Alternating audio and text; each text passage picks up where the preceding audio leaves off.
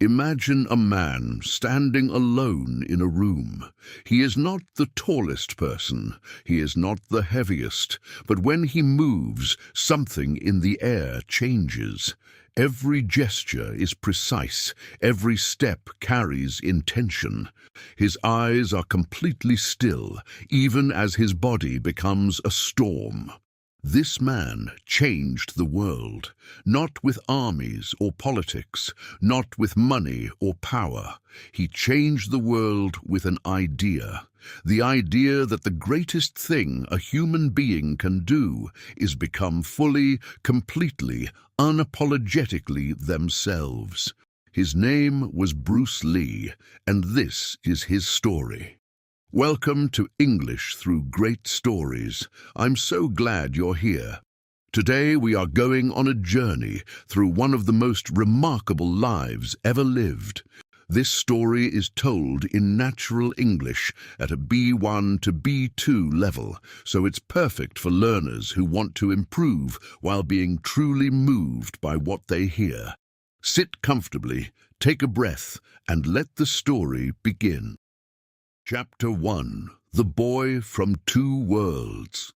On the 27th of November, 1940, in a hospital in San Francisco, California, a boy was born. His father, Lee Hoi Chun, was a famous Cantonese opera singer who was touring the United States at the time. His mother, Grace Ho, was a woman of both Chinese and European heritage. The baby was given two names, a Chinese name, Li Jun Fan, and an English name, chosen by the attending nurse, Bruce.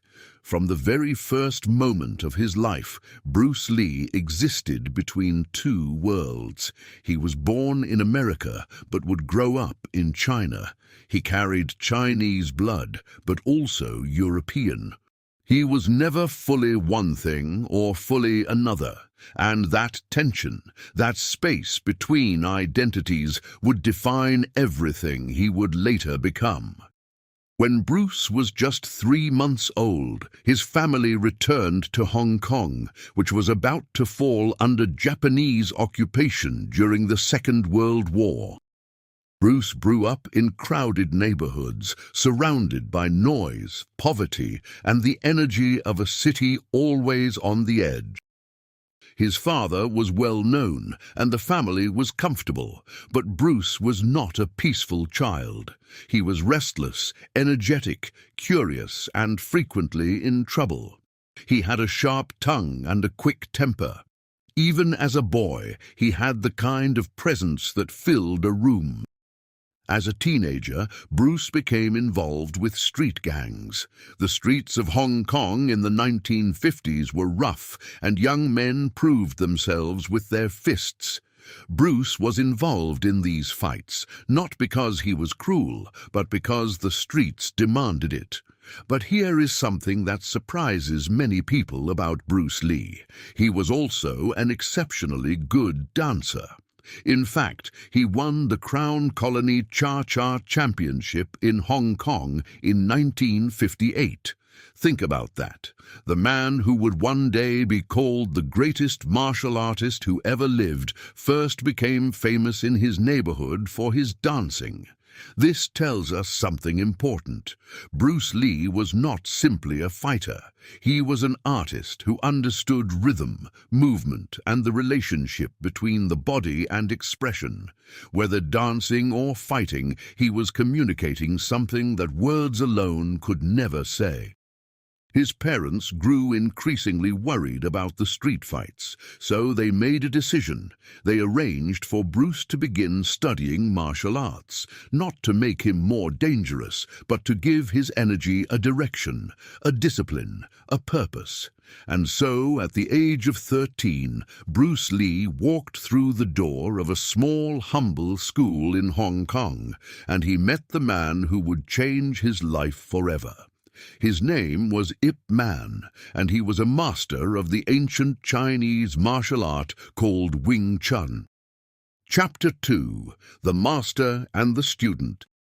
Ip Man was a small, quiet man who wore simple clothes and spoke softly. He did not boast. He did not perform. But when he moved, the room went silent. Every person who saw him demonstrate Wing Chun understood immediately they were witnessing something extraordinary. Wing Chun is a style of kung fu that emphasizes efficiency, not size or brute strength, but the shortest possible path and least possible movement to achieve the greatest result. It is elegant, intelligent, and deeply practical. For a young man like Bruce, fast, intelligent, and slightly built, it was a perfect match. Bruce trained obsessively. He was not the most naturally talented student, but perhaps the most dedicated. While others rested, he practiced. He would carry training equipment on the bus, practicing his hand movements on the journey to school. His classmates thought he was strange. He didn't care. Ip Man recognized something unusual in his student, not just physical potential, but hunger. Bruce asked questions most students never asked. He didn't want to know only how to do something. He wanted to know why. What is the principle? What does it mean? That quality, the need to understand deeply, to go beneath the surface, would stay with Bruce Lee for the rest of his life. It would eventually lead him far beyond Wing Chun, into something entirely new. But for now, he was a teenager in Hong Kong, building himself from the inside out. But time in Hong Kong was running out. The street fights had continued, and one incident alarmed his parents deeply. They feared that Bruce's path was heading somewhere dangerous. They made a difficult but firm decision. It was time for their son to leave Hong Kong. In 1959, at the age of 18, Bruce Lee boarded a ship bound for the United States. He had less than $100 in his pocket. He spoke limited English. He had no clear plan. He had only a burning sense of purpose and an absolute refusal to be stopped. Chapter 3. Across the Ocean. Imagine being 18 years old, standing on the deck of a ship as the city you grew up in disappears behind you. The people you love, the streets you know, the language that feels like home, all of it vanishing, just the ocean ahead, and a country you don't really know. Bruce arrived in San Francisco, then made his way to Seattle, Washington. He had a contact there, a family friend who ran a restaurant. Bruce worked washing dishes and waiting tables, learning English, saving money, and figuring out what came next. He enrolled in school, studied hard, and his English improved rapidly.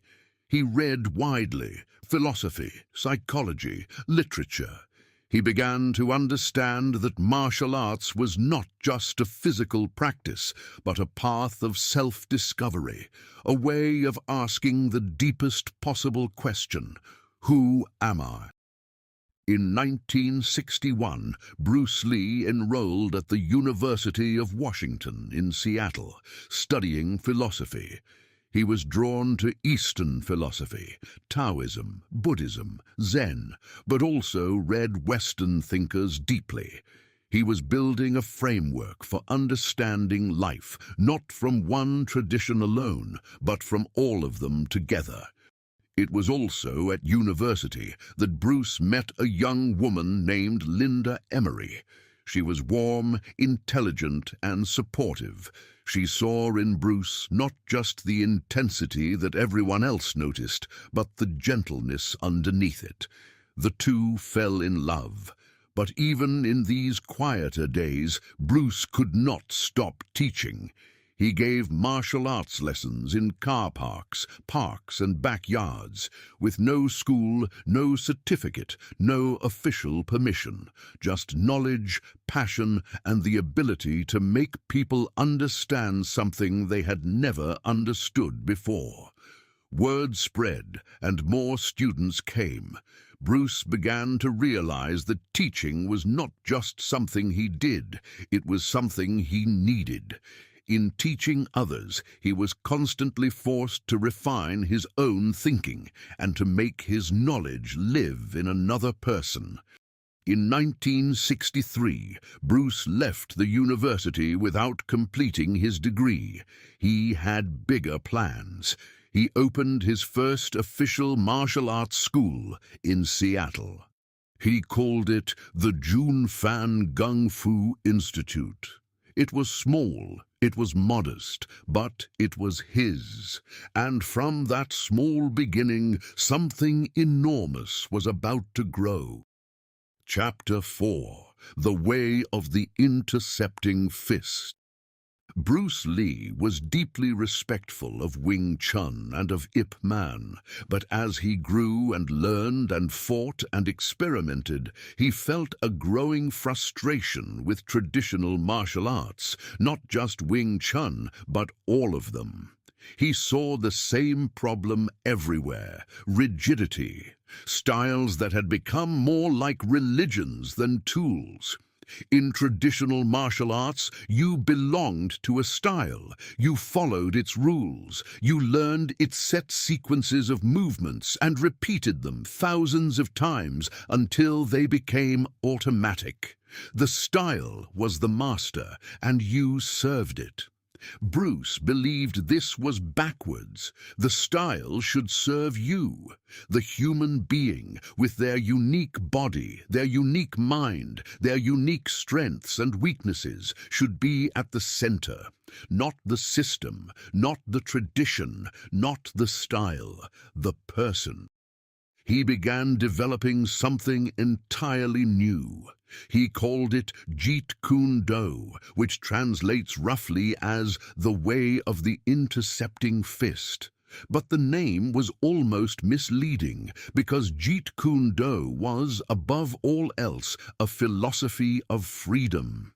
Bruce himself said that the best way to describe Jeet Kune Do was as the art of expressing the human body.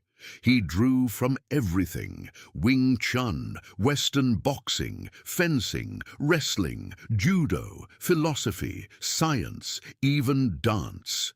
He studied how a boxer moves their feet to understand footwork. He studied fencing to understand the speed of the attack. He looked at every martial art with open, curious eyes and asked, what works? What is real?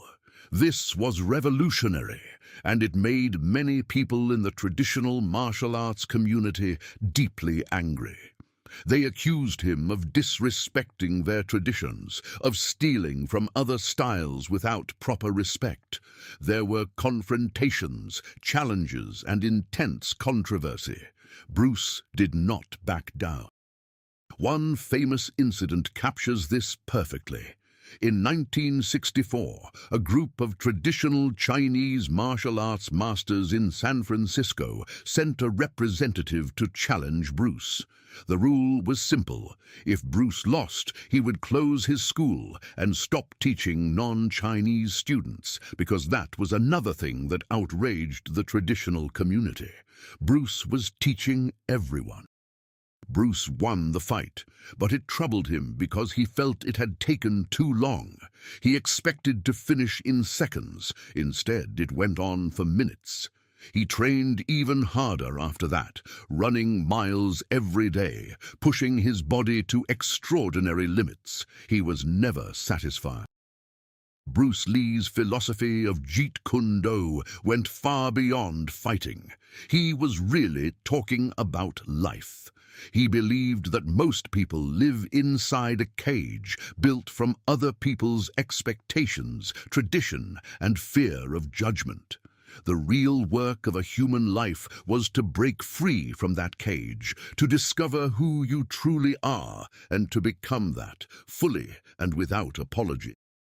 He wrote in his notebooks, and Bruce Lee was a prolific writer, filling journal after journal with ideas, reflections, and quotations. He wrote, Always be yourself. Express yourself. Have faith in yourself. Do not go out and look for a successful personality and duplicate it. Think about that for a moment. In a world that constantly tells us to be more like someone else, Bruce Lee was saying, no. The only person worth becoming is the person you already are in your deepest, truest nature. That was radical then. In many ways, it is still radical now. Chapter 5. The Invisible Wall. In 1964, Bruce Lee gave a demonstration at the International Karate Championships in Long Beach, California. He performed a 2-finger push-up.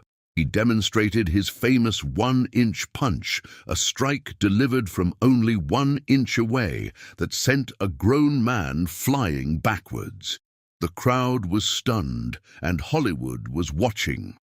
A television producer named William Dozier saw Bruce perform that day and was fascinated. He arranged a screen test. Bruce's charisma on camera was undeniable. He was offered a small but significant role as Kato, the sidekick in a new television series called The Green Hornet. It began airing in 1966. The show was not a major success, but Bruce Lee was. Audiences were captivated by his speed, his grace, his screen presence. In Hong Kong, it was broadcast as The Kato Show because people there wanted to watch Bruce.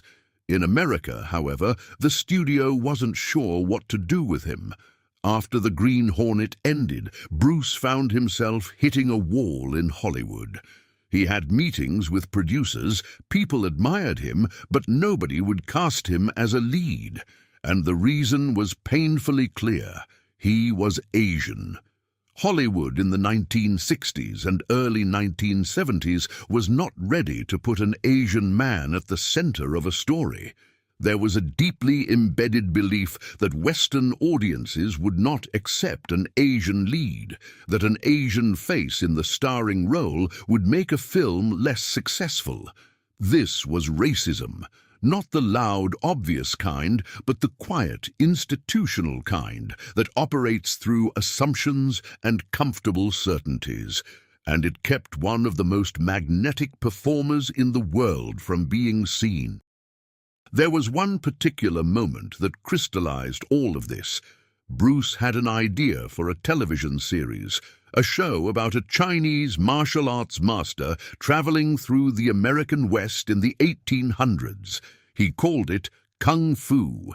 He pitched it passionately. He developed the concept. He imagined himself in the lead role. The studio loved the idea. They made the show.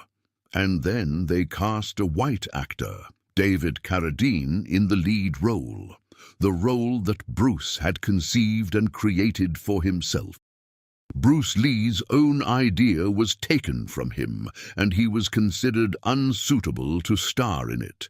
The hurt from this experience was deep and lasting.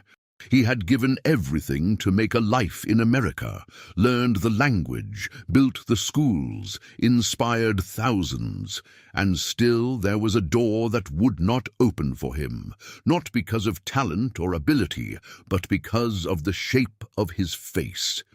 But Bruce Lee did not dissolve into bitterness. Instead, he made a decision. If America would not give him the stage he deserved, he would build his own. He turned his eyes back towards Hong Kong, and the world was about to discover what it had been missing. Chapter 6. The Dragon Rises.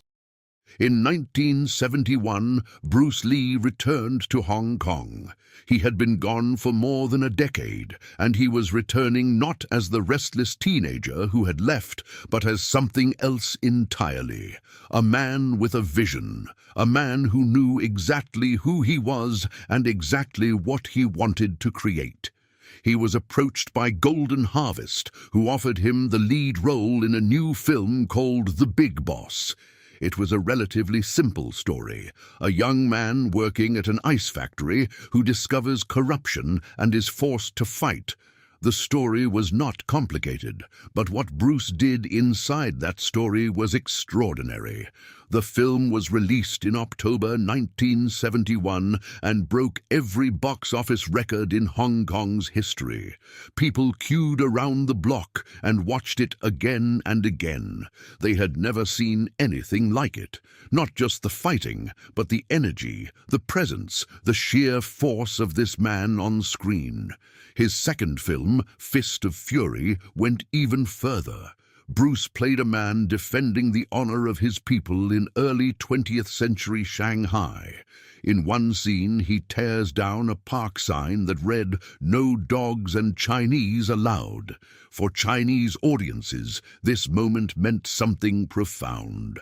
For generations, Asian people had been told, by the entertainment industry, by culture, by history, that their stories didn't matter. And here was Bruce Lee refusing that completely, telling them, "You matter. Your dignity matters. Do not accept what they tell you about yourself."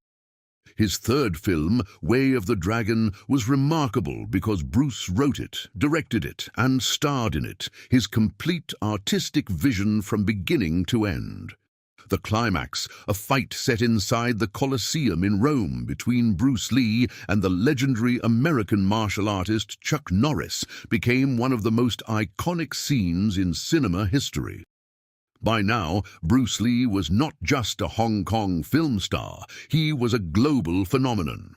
His films were playing across Asia, Europe, and increasingly America. The man that Hollywood had dismissed was becoming one of the most recognized faces on the planet, without their permission, on his own terms. Hollywood took notice. A major American studio, Warner Brothers, came to Bruce with an offer. They would co-produce a film together, a real Hollywood production with an international cast, filmed in part in Hong Kong. It would be called Enter the Dragon. Bruce began filming Enter the Dragon in early 1973, at 32 years old and at the absolute peak of his powers. Those who worked with him spoke of being in the presence of something rare, a person completely aligned with their purpose. Every day on set, he was fully present, fully himself. Chapter 7: The Dragon Falls. Enter the Dragon finished filming in the spring of 1973. Bruce was exhausted but exhilarated.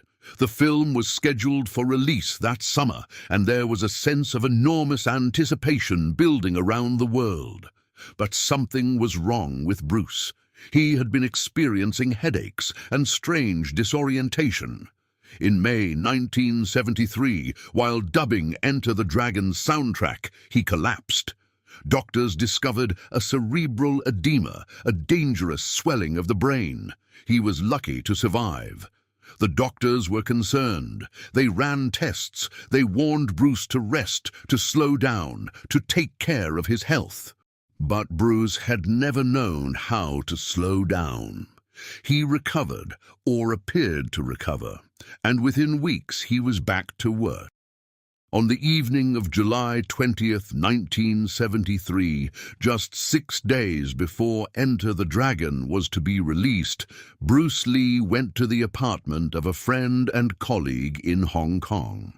He complained of a headache. He was given a pain-killing tablet. He lay down to rest. He never woke up. Bruce Lee was 32 years old. The cause of death was officially recorded as cerebral edema. The pain-killing tablet he had been given contained a compound to which he had a severe reaction. The precise circumstances have never been fully settled, and they remain a source of debate to this day. The shock that swept the world was immense. In Hong Kong, tens of thousands lined the streets for his funeral. Around the world, people who had never met him felt the loss personally, because Bruce Lee was not just a celebrity. He was something rarer. He was a symbol of possibility. Enter the Dragon was released on July 26, 1973, and became a worldwide sensation, one of the highest-grossing martial arts films ever made. His presence on screen was so powerful that audiences felt they were watching something eternal, something that could not be extinguished simply because a heart had stopped beating. Chapter 8. Be like water. Perhaps the most famous thing Bruce Lee ever said, the idea that has traveled furthest and stayed longest in the consciousness of humanity, is this: be like water, making its way through cracks. Do not be assertive, but adjust to the object, and you shall find a way around or through it. If nothing within you stays rigid, outward things will disclose themselves. And then he continued, empty your mind, be formless, shapeless, like water. You put water into a cup, it becomes the cup. You put water into a bottle, it becomes the bottle. You put it into a teapot, it becomes the teapot. Now water can flow, or it can crash. Be water, my friend. What was he really saying? Do not be a rigid thing. Do not lock yourself into one identity, one method, one belief. The person who can adapt, who can flow around an obstacle instead of crashing against it, that person will find a way through. This is not weakness. This is wisdom. It takes more strength to adapt than to be stubborn, and it takes real intelligence to understand that the goal is not to win the argument. The goal is to find the truth.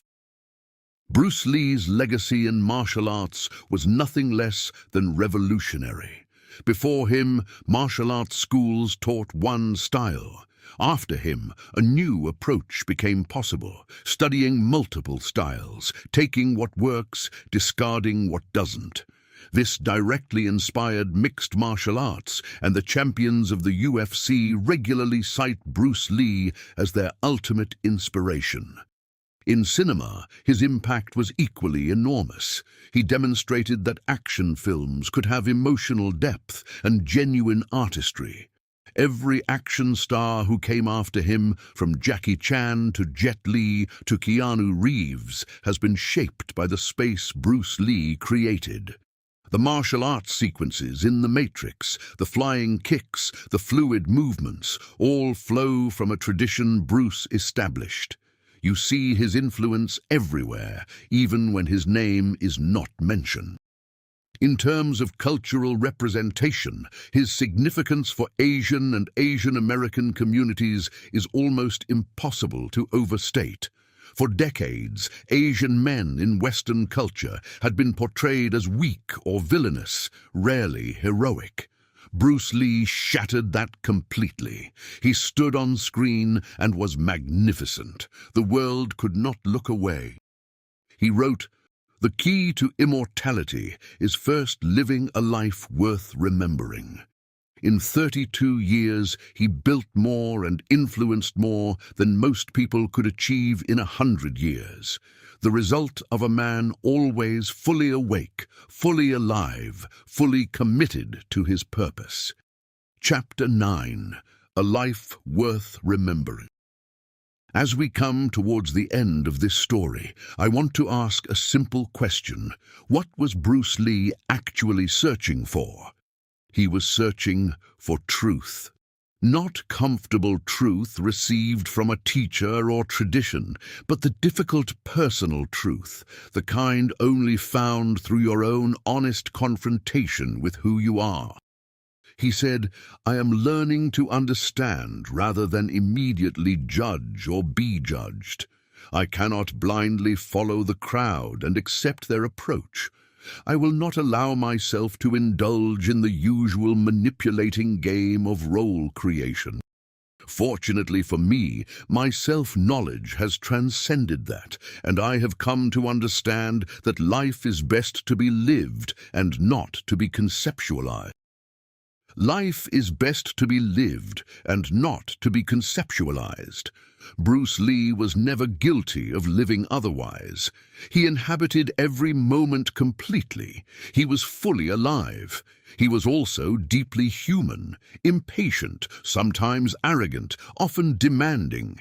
He loved his wife Linda and his children, Brandon and Shannon, deeply. But his ambition meant he was often absent in spirit, even when present in body. He was not a saint.